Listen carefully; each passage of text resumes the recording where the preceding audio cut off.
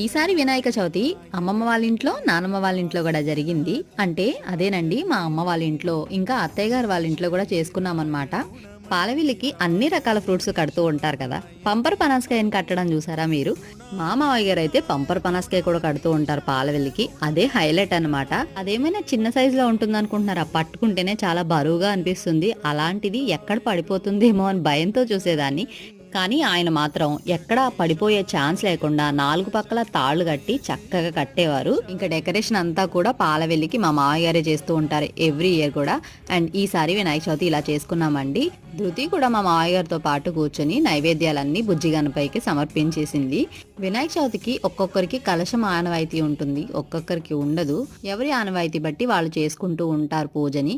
ఈసారి ఊరు రావడం వల్ల అమ్మ వాళ్ళ ఇంట్లో, అత్తయ్య గారు వాళ్ళ ఇంట్లో కూడా జరిగిందనమాట మా వినాయక చవితి. అందరికీ మరొకసారి వినాయక చవితి శుభాకాంక్షలు.